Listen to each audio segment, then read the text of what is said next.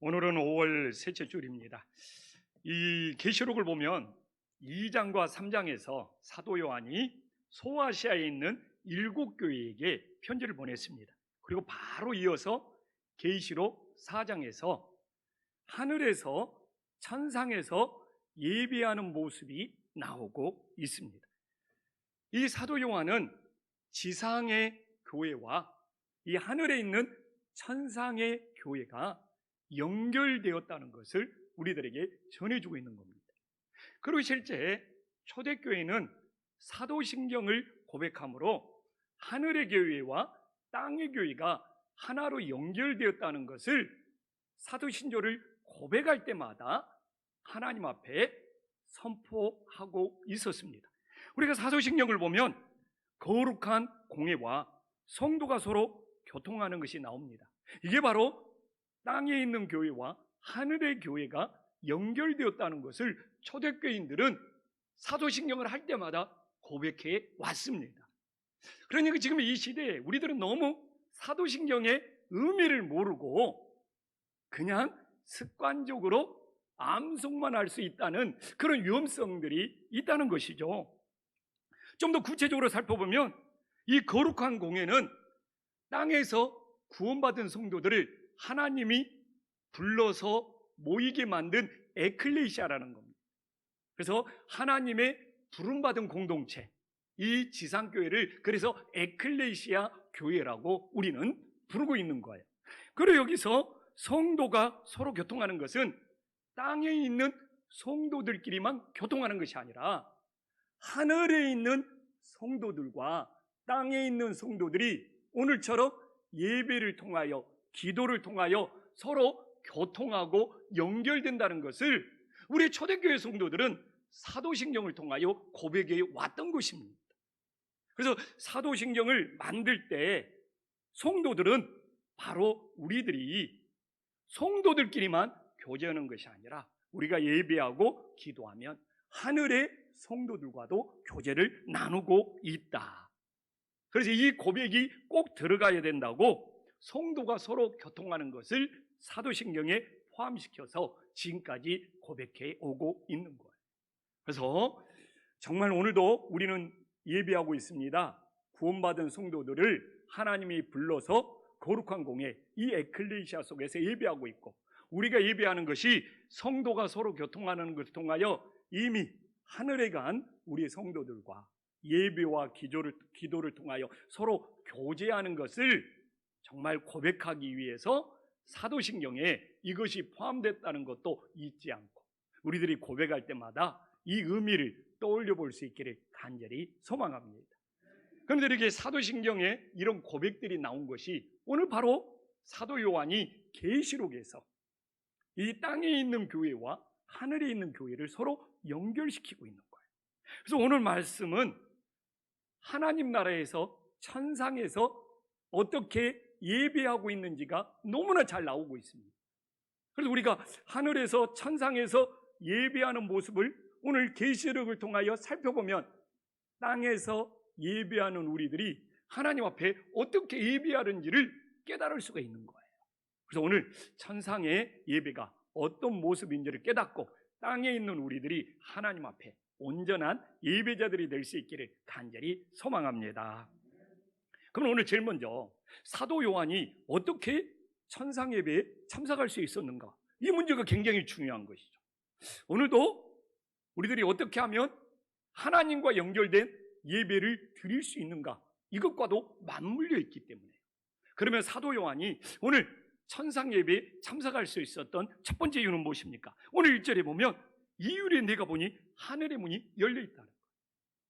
이렇게 하늘의 문이 열려 있기 때문에 사도 요한이 천상 예배에 참여할 수 있었다는 것을 우리는 분명히 알 수 있습니다. 그런데 오늘 예배하는 우리 성도들에게 하늘의 문이 열려 있다는 것이 왜 이렇게 중요합니까? 오늘 이 빌라델피아 이 3장 7절의 이 빌라델피아 교회를 보면 하나님께서 우리 주님만이 열면 닫을 사람이 없고 닫으면 열 사람이 없다고 합니다. 그러면서 3장 8절에 보면 빌라델피아 교회는 하늘문이 열려 있어. 그래서 이게 하늘문이 열려 있다는 것은 하나님이 우리 예배를 받으시고 또 우리들이 구원받고 천국에 갈 수 있다는 중요한 증거가 됨을 믿으시기를 간절히 소망합니다. 근데 이걸 신천지 같은 이단이 악용을 해요. 신천지 같은 이단들은 이만희 교주가 자기가 하늘문을 열고 닫는데, 그리고 신천지 교회는 하늘문이 열려 있는데 우리 같은 기성교회는 하늘문이 닫혀 있다고 얼마나 떠들어대는지 몰라요. 실제 이런 일들이 계속 일어나고 있습니다. 그러니까 우리 일반 교회는 하늘문이 닫혀 있대. 신천지는 교주가 하늘문을 열고 닫는데, 그러면서 그쪽으로 가는 사람들이 있어.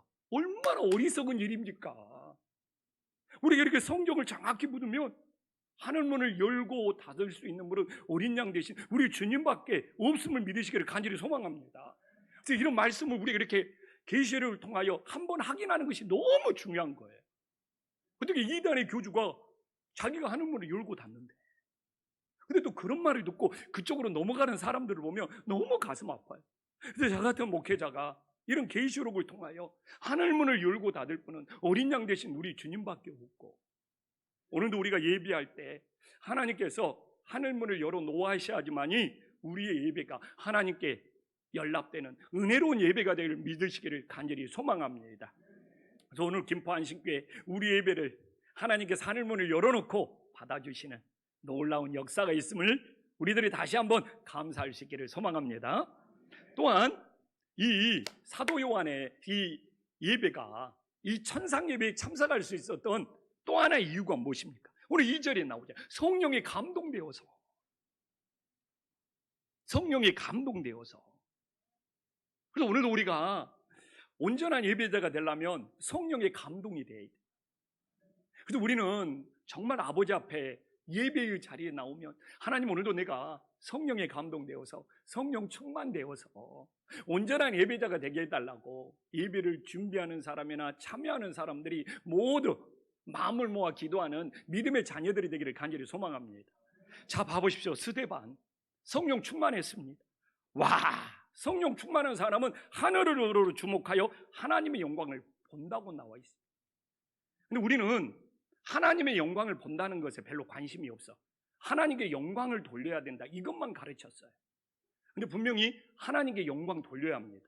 이건 우리들의 사명입니다. 그러나 동시에 하나님께 영광을 돌릴 뿐만 아니라 하나님의 영광을 볼 수도 있고 느낄 수도 있는 이런 믿음이 될 수 있기를 간절히 소망합니다. 그래서 이렇게 스데반처럼 하나님의 영광을 봐버리잖아요. 순교해도 상관없어. 사도 바울처럼 3층천에 올라가서 하나님의 영광을 봐버리면 이 세상은 시시해져 버려요. 이 세상의 미련이 사라져 버려요. 근데 스데반도 하나님의 영광을 봐버리니까 오히려 순교하는 것이, 주님께 내 생명을 바치는 것이 더 감사하는 일이 되어버리는 거예요. 그러니까 우리가 신앙생활을 하면서도 하나님의 영광을 못 보면 이게 신앙이 불안불안한 거예요. 그래서 오늘 우리가 예배를 드립니다. 성령 충만하면 주님의 영광만을 주목합니다. 하나님의 영광을 주목하고 하나님을 이렇게 찬양. 그러나 인간적인 감정이 충만하면 예배를 평가하고 있어요. 그래서 저는 정말 목사이기 전에 하나님 앞에 저는 온전한 예배자가 되고 싶어요. 그래서 얼마나 성령 충만을 사모하고 내가 하나님을 주목하여 하나님께 영광을 돌리는 예배자, 하나님의 영광을 볼 수 있는 예배자가 되기를 내가 얼마나 사모하는지 모릅니다. 정말 이 마음이 전해졌으면 좋겠어요. 그러나 아직도 성령 충만으로 하나님을 주목하고 하나님의 영광을 보는 것이 아니라 정말 인간적인 마음으로, 사람의 마음으로 예배를 평가하고 있다면 그 예배를 하나님이 어떻게 받으시겠어요? 내가 먼저 성령 충만으로 하나님의 영광을 주목하고 하나님의 영광을 볼 수 있는 자가 되어야지. 그래서 오늘 사도 요한이 찬상의 예배에 참석할 수 있었던 것은 성령 충만으로 오직 하나님만 주목하고 하나님의 영광을 돌렸을 뿐만 아니라 그걸 볼 수 있는 그 은혜가 이렇게 스데반이나 사도 요한이나 또한 사도 바울에게 임하였음을 우리들이 다시 한번 되새겨볼 수 있기를 간절히 소망합니다. 또 한번 봐보십시오. 오늘 우리가 이 사도 요한이 천상의 예배에 참석할 수 있었던 이유는 무엇입니까? 오늘 2절에 나오잖아요. 보호자에 앉으신 어린 양만이 예배의 대상이 된다는 거예요. 그래서 보라, 하늘의 보좌가 베풀었고 그 보좌에 앉으신 이가 누구 계십니까? 어린 양 대신 예수 그리스도가 되는 것이죠. 그런데 오늘도 우리는 누구를 찬양하고 누구에게 예배하기 위해서 나와 있습니까? 보호자에 앉으신 어린 양께 우리는 온전히 예배할 수 있는 믿음의 사람들이 되기를 간절히 소망합니다. 오늘 우리가 계시록 4장을 보면 11절까지 나와 있어요. 근데 보호자라는 단어가 몇 번 나오는지 압니까? 성경을 묵상하면서 반복되는 단어가 있으면 꼭 한번 찾아봐야 됩니다. 14번이 나옵니다. 14번. 아니 11절까지밖에 없는데 보호자라는 단어가 14번이 나오고 있어요. 그만큼 보호자에 앉으신 어린 양이 중요하고 그분만이 우리의 예배를 받으심을 믿으시기를 간절히 소망합니다. 그러면 이제 보호자에 앉으신 어린 양에 대해서 열심히 설명을 하잖아요. 근데 특징이 뭡니까? 3절에 나와요. 특징이 뭡니까? 바로 이 무지개예요. 무지개 언약. 근데 이 무지개 언약이 노아 홍수 심판 때 창세기 9장 16절에 나와 있어요. 이 이야기는 뭐냐? 이렇게 홍수 심판이 끝나고 하나님의 무지개 언약을 맺었잖아요. 보호자에 앉으신 어린 양이 이걸 다 이루신다는 거예요. 다 성취하신다는 거예요. 이게 무지개 언약처럼 성경의 언약은 보호자에 앉으신 어린 양에게 이게 무지개가 들러있는 것처럼 그 모든 언약을 성취한다는 거예요. 근데 이걸 이단의 사이비의 교주가 자기들의 막 사진을 걸어놓고 거기에 막 무지개를 둘러놨어. 그 가끔 이단들을 보고 교주들을 보면 막 예배 드릴 때 막 교주 뒤편에 무지개를 막 띄우고 그래요. 이런 것들을 다 흉내내고 있어. 본인이 모든 언약을 성취하고 이루신다고. 이게 사이비들이 이단들이 쓰는 수법입니다. 그래서 이 무지개가 둘렀다는 것을 자주 가져다가 쓴다. 그래서 그런 것이 보면 저거 잘못됐는데 우리 한신교회 성도님들은 분별할 수 있기를 간절히 소망합니다.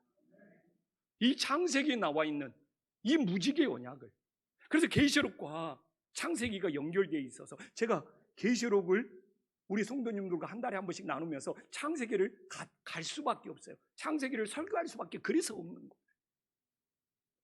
그래서 우리 주님께서 정말 노아 홍수 심판 때 인류의 최초의 심판이었잖아요. 그 무지개 언약을 이 계시록 마지막 심판 때 다 이루신다는 것을, 그래서 보호자의 무지개가 둘렸다는 것을 우리들이 기억하고, 그냥 사이비 교주가 자기 사진 뒤에 자기 모습 뒤에 무지개를 띄우는 이런 미혹에 눈길조차도 돌리지 않는 정말 올바른 믿음들이 될 수 있기를 간절히 소망합니다. 그래서 우리는 오늘도 하나님의 말씀의 언약에 순종함으로 심판의 보좌가 아니라 우리 어린 양의 보좌, 구원의 보좌로 모두 나아갈 수 있는 믿음의 자녀들이 되기를 간절히 소망합니다. 이처럼 우리들이 천상예배에 참석하기 위해서는 이렇게 하늘문이 열려 있어야 되고 성령으로 충만해야 되고 또한 보좌에 앉으신 어린 양께 예배해야 되지만 우리들이 천상예배에 참석할 수 있고 오늘 우리 예배도 우리 주님이 받으신 줄 믿으시기를 간절히 소망합니다. 그래서 요한이 이제 천상예배에 참석했어요. 근데 예배를 드리는 두 그룹이 나오는 거예요. 네 생물이 하나님께 예배하고 있고 24장로가 하나님께 예배하고 있어요. 그래서 오늘 우리가 계시록 4장이 왜 중요하냐? 오늘날도 우리가 예배가 무엇인지를 알려면 이 계시록 4장을 묵상할 수밖에 없어요. 그래서 오늘 네 생물이 어떻게 예배하고 있고 24장로가 어떻게 예배하는지를 보면서 오늘날 우리가 이 시대에도 하나님 앞에 온전히 예배하고 있는지 우리 자신을 돌아볼 수 있기를 간절히 소망합니다. 그럼 오늘 7절에 보면 네 생물을 소개합니다. 이것 보면 깜짝 놀래. 그리고 막 유튜브 들어가면 이 네 생물의 그림을 형광색으로 막 사용을 해가지고 너무 무섭게 막 그려놨어. 불교의 막 사천왕처럼. 그러나 왜 계시록을 보면서 이런 생물들이 나오면 놀랍니까? 이미 에스겔 1장에 다 나왔는데. 에스겔 1장을 보면서는 아무렇지도 않아. 근데 계시록만 보면 막 벌벌 떨어. 아니 다 나온 이야기인데. 제가 늘 강조하잖아요.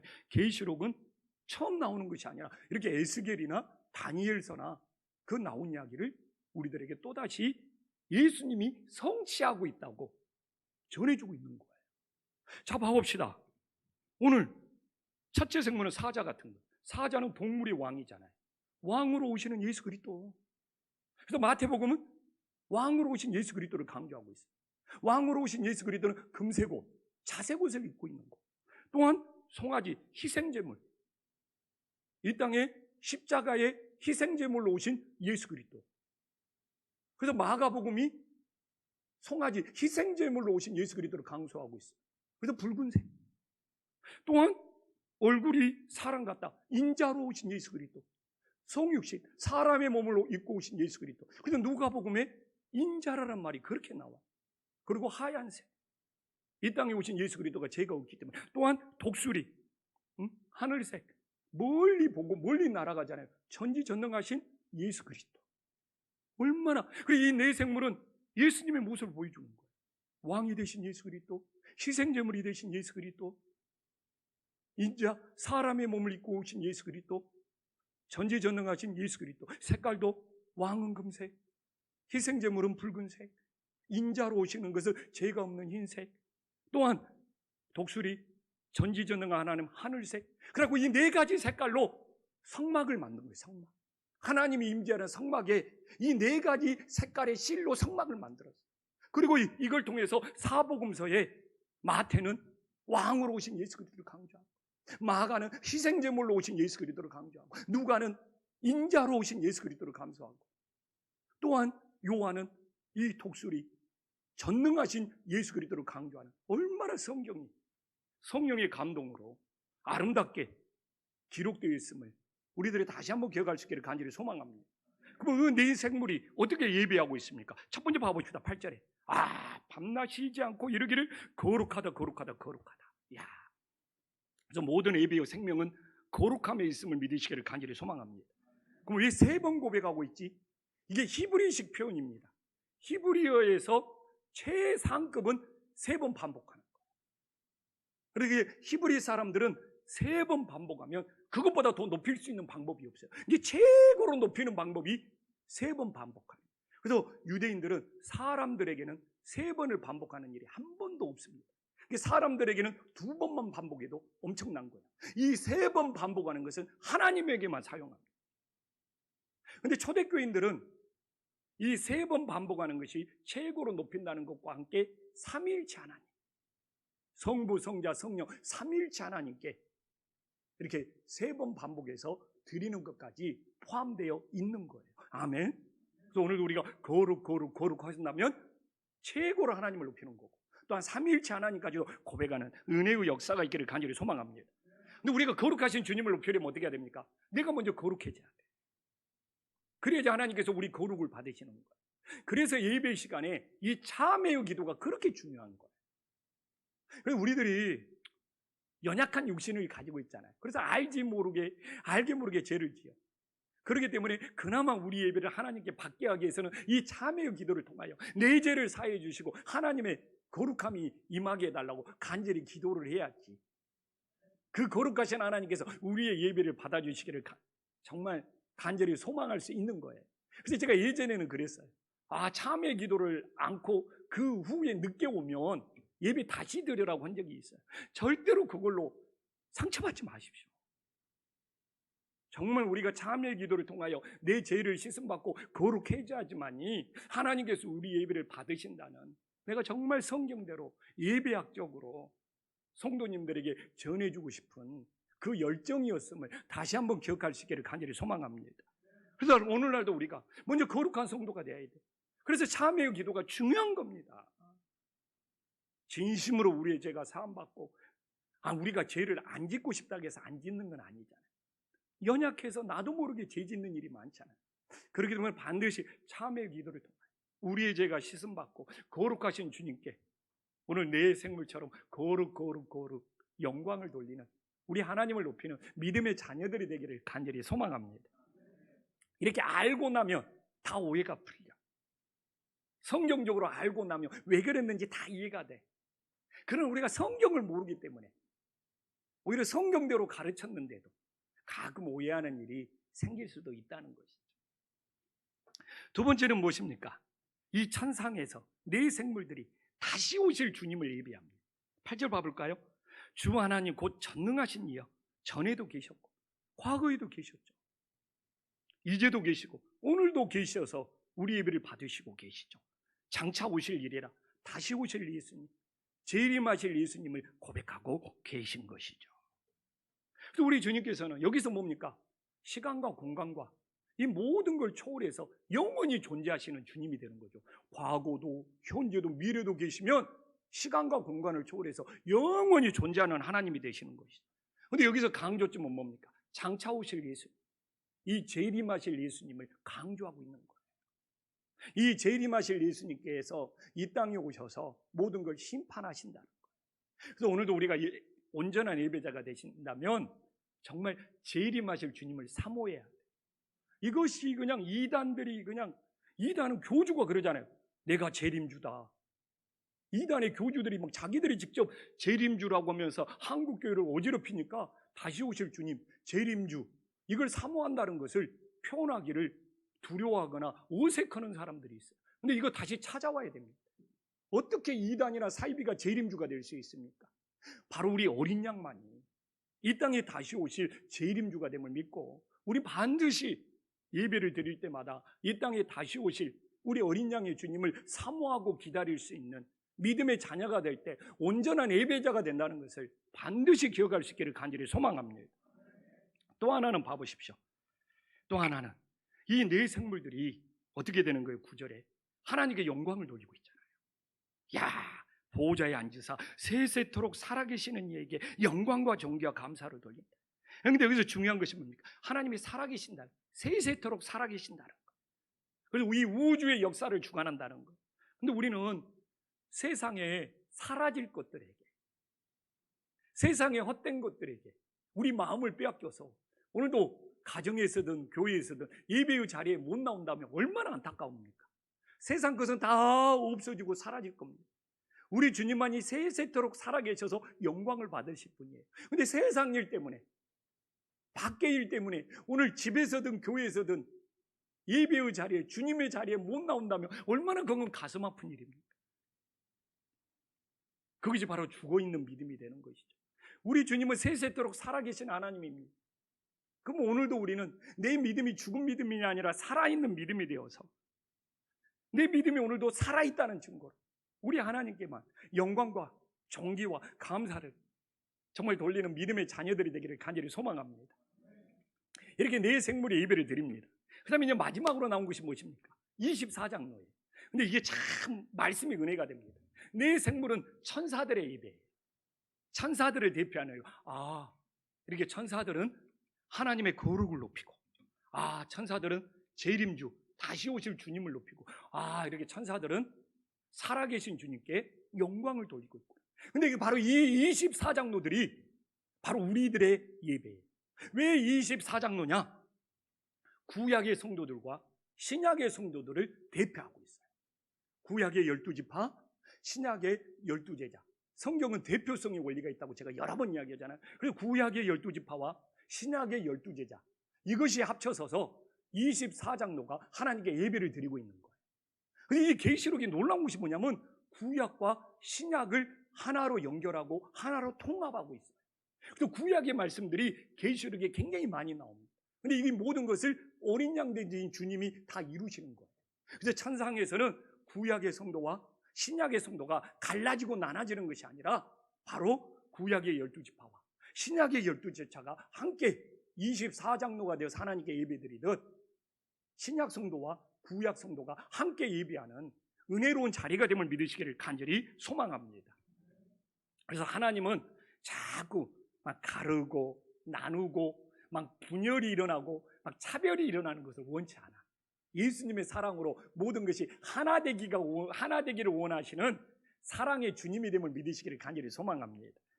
그러면 어떻게 24장로들이 예배를 드리고 있습니까? 이게 이제 우리들하고 더 실질적으로 만날 수가 있는 거예요. 24장로들이 오늘 11절에 보면 창조주 하나님께 예배를 합니다. 창조주 하나님. 주께서 만물을 지으신지라 만물이 주의 뜻대로 있었고 또 지으심을 받는. 근데 여기서 제일 중요한 것은 무엇입니까? 하나님이 모든 걸 지었고 창조했잖아요. 그럼 어떻게 해야 돼요? 주님의 뜻대로 있어야 돼요. 그래서 이 세상에 창조한 모든 피조물들은 주님의 뜻을 이루기 위해서 존재해야 돼요. 창조주 하나님을 믿는다면. 제가 요새 우리 교회 울타리에 장미꽃이 피었어요. 저 장미꽃을 좀 더 일찍 심었으면 얼마나 좋았을까. 막 이런 생각이 계속 드는 거예요. 근데 장미 한 송이도 하나님이 창조하신 피조물로서 이 5월이라는 때가 되면 주님의 뜻대로 꽃 한 송이를 피우는 거예요. 이게 장미를 하나님이 창조했고 또 5월이 되면 정말 주님의 뜻, 자연의 섭리에 따라 꽃 한 송이를 피우는 거예요. 그러면 오늘도 하나님이 우리를 창조했다면 오늘 주일날은 주님의 뜻대로 있을 곳이 어디입니까? 예배의 자리에 있어요. 맞는 이야기잖아요. 하나님이 나를 정말 창조했고 주님이 나를 지으신 걸 믿는다면 주님의 뜻대로 있어야 돼요. 오늘 주일날 주님의 뜻대로 있을 곳이 어디예요? 바로 예배하는 이 자리가 가정에서든 교회에서든 하나님이 나를 지으셨기에 주님의 뜻대로 우리는 이 자리에서 예배하고 있음을 믿으시기를 간절히 소망합니다. 근데 하나님이 창조했고 하나님이 나를 지으셨는데 주일날 주님의 뜻대로 우리가 있지 않는다면 그 신앙이 진짜겠느냐? 맞는 이야기잖아요. 주님이 지은 것은 장미꽃 한 송이도 늘 주의 뜻대로 5월이면 아름다운 꽃망울을 터뜨리는데 정말 나도 주님이 지으신 것을 믿었다면 이 주일날 주님의 뜻대로 하나님께 예배하는 온전한 예배자들이 될 수 있기를 간절히 소망합니다. 그래서 주일날 주님의 뜻대로 있지도 않으면서 나는 하나님 믿어 이런 것들이 다 외식하는 신앙이 되어버려요. 얼마나 은혜스럽습니까? 그래서 우리가 예배를 어떤 예배가 하나님이 받으시는 예배를 알고 싶으면 이 계시록 4장을 반드시 묵상해야 합니다. 그런데 이걸 이단들이 가져서 악용만 하고 있으니 이단의 교주가만 갔다가 자기가 막 하늘문을 열고 닫고 자기가 뭐 재림주라고 그러고 자기 얼굴 뒤에 막 무지개를 그려놓고 얼마나 가슴 아픈 일입니까? 이제 우리가 하나님의 말씀을 바르게 묵상하면 그런 것들을 분별해서 다 물리칠 수 있는 것이죠. 또 하나는 무엇입니까? 24장로들이 합당하게 예배합니다. 11절에 보면 합당하게 예배해요. 우리 주 하나님이여 영광과 존귀와 권능을 받으신 것이 합당하다. 또 오늘도 우리 예배가 합당할 수 있기를 소망합니다. 근데 9절에 보면 영광과 존귀와 감사를 돌리는 것이 여기서는 왜 권능으로 바뀌었느냐? 이런 것이 궁금할 수도 있어. 근데 다 하나님의 뜻이 있어요. 성경은 다 하나님의 뜻이. 왜? 창조주 하나님은 권능의 하나님이 되기 때문에. 아멘. 그렇잖아요. 창조. 그러나 다시 오실 재림주는 우리에게 은혜를 베푸실 하나님이기 때문에 내 생물은 감사를 집어넣고. 근데 여기서 24장로는 창조의 주님, 모든 걸 지으신 주님을 강조하기 때문에 권능을 돌리고 있는 거예요. 근데 영광은 변함이 없어요. 그러니까 우리가 영광은 바꿀 수가 없어요. 내 생물이나 24장로가 제일 처음 영광은 돌려야 돼. 아멘. 그러나 내가 은혜를 많이 받았으면 영광과 감사를 돌릴 수 있고 또 하나님의 능력이나 권능을 체험했으면 영광과 존귀와 권능을 돌릴 수 있음을 믿으시기를 간절히 소망합니다. 근데 제일 처음 영광이 달라지면 안 돼. 그래서 합당한 예배자가 되려면 오늘도 우리는 합당한 예배자가 되려면 영광과 존귀와 정말 권능을 돌릴 수 있기를 간절히 소망합니다. 오늘 저는 그래요. 솔직히 우리 장로님 기도를 들으면서 참 은혜 받았어요. 진짜 우리 교회 동역자 장로님이시다. 왜? 정말 하나님께 교회의 머리가 되신 하나님께 영광을 돌리고 있잖아요. 이게 제 마음이에요. 그게 합당한 거. 우리 창립 기념주일을 어떻게 보냈습니까? 막 우리들끼리 자축했습니까? 막 우리들끼리 막 케이크 썰어가고 우리들끼리 막 축하한다. 그런 거 안 했잖아요. 근데 그날도 제가 설교에 강조하는 것이 19년 동안 우리 교회를 돌보신 하나님께 영광을 돌린다고 열심히 선포를 했어. 근데 우리끼리 막 자축을 해보세요. 막 조영식 목사님이 지금까지 수고했으니까 막 성도들이 막 선물을 줘. 그게 뭐냐? 그게 합당하냐고요. 진짜 하나님께 영광 돌렸습니다. 지난주처럼 사람들이 취하는 것이 없어야죠. 우리 교회인들이 이렇게 순종을 잘해줘. 정말 우리 장로님들이 우리 교회의 목적을 잘 알아. 이게 동역자가 되는 것이죠. 근데 만약에 내가 진짜 하나님께 영광을 돌린다고 지난주도 강조하고 오늘도 강조하는데 그날 우리끼리 막 잔치를 해서 봐요. 그러면 이게 합당하냐? 합당한 진짜 이게 모순이지. 오늘도 하나님께 영광 돌린다는 설교가 마음에 찔려버리는 거지. 근데 우리 한신교회는 성도님들이 이런 것을 순종을 잘해서 진짜 우리 교회는 하나님께 교회의 머리가 되지 하나님께 영광 돌린다. 그리고 우리는 선교하는 교회다. 이 비전, 이런 마음으로 교회가 동역자가 되니까 우리끼리 자축하지 않는 거에 대해서 섭섭한 사람이 아무도 없잖아요. 네, 섭섭한 사람이 아무도 없잖아요. 그래서 진짜 합당해야 된다. 그래야지 하나님이 우리 예배를 받으신다. 그럼 우리가 정말 합당하지 않을 때가 많다는 거예요. 그냥 설교는 이렇게 해놓고 말은 이렇게 해놓고 또 행동은 우리끼리 막 잔치 벌려버리고 축하해버리고, 그럼 이건 완전히 진짜 합당한 것이 아니잖아요. 그래서 정말 저도 목회하면서 하나님 정말 합당한 목회가 되게 하여 주시옵소서. 그렇기 때문에 인간적으로는 좀 아쉬울 수 있지만 하나님께 영광 돌리는 것이 더 합당한 것입니다. 우리들이 다시 한번 기억할 수 있기를 간절히 소망합니다. 그리고 오늘 마지막으로 하나는 뭡니까? 면류관을 드리고 있어요. 오늘 4절에 보면 24장로들이 대단한 것이 무엇입니까? 흰옷을 입고 머리에 금관을 쓰고 있어요. 이게 승리의 면류관, 구원의 면류관이잖아요. 흰옷을 입었다는 건 뭡니까? 구원을 받았다는 거죠. 그리고 금관이라는 것은 영적 싸움에서 승리하고 받은 면류관이 되냐. 근데 충격적인 것이 저는 뭐냐면 10절에 보면 자기 관을 보호자 앞에 들어버려요. 저는 이 성경에 나온 것 중에 저는 이것이 최고의 경배다. 얼마나 충성해서 받은 면류관입니까? 근데 그것마저도 보호자에 앉으신 우리한테 드려버린다는 거예요. 그러면 이게 최고의 사랑이죠. 어떤 사람의 인정, 무슨 대가, 조건을 바라지 않고 충성의 면류관까지 벗어서 주님께 드려버린다는 것은 진짜 주님만 사랑하는 거예요.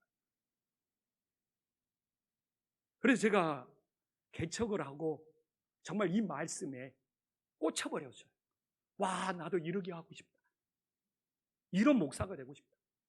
그래서 개척을 하면서 이 말씀에 꽂히니까 진짜 너무 감동이 돼요. 그래서 제가 그때 하나님 앞에 다짐을 하고 결단하고 기도를 했어요.